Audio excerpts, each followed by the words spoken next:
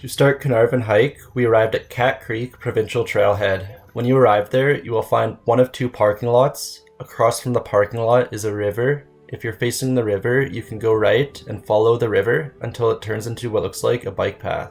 If you're on the bike path, then you're more than likely on the right trail. The difficulty of the trail is intermediate. At the beginning of the trail, you start with approximately 6 to 8 kilometers of walking through bike trails with a moderate incline.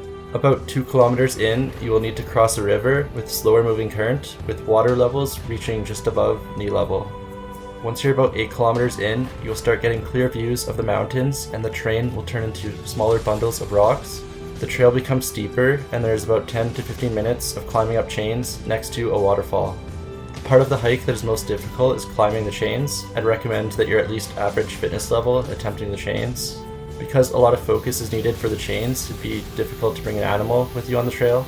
Make sure to stick to the right side of the waterfall when you're looking for the chains. It may take you a second to spot them. The trail is fairly easy to follow, although there's 3 major forks throughout the trail. At these forks you should find an arrow made out of stone or other materials pointing you in which direction to go.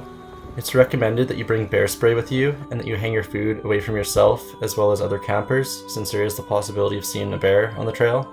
At the time we went, there was lots of people on the trail, so we were less worried, but we still followed proper precautions.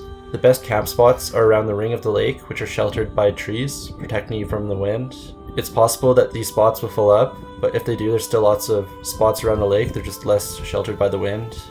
The lake is very beautiful, and it's not extremely cold, making it possible to go for a swim during the day. When we woke up early in the morning, we saw some fish that we believed to be trout swimming in the lake.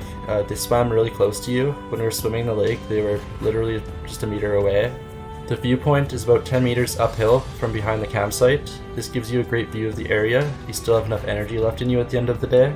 Without taking much breaks and moving at a pace that's probably a bit faster than average, we were able to make it to the campground in 3 hours. The first 8 kilometers, you'll be able to move quicker, but you'll need to give yourself some extra time for the last 2 kilometers in the rocky parts. Coming down is a lot easier since you're mostly coming downhill. We were able to shave about 30 minutes off our time coming down. All in all, we thought the hike was excellent and we'd recommend it to any future hikers.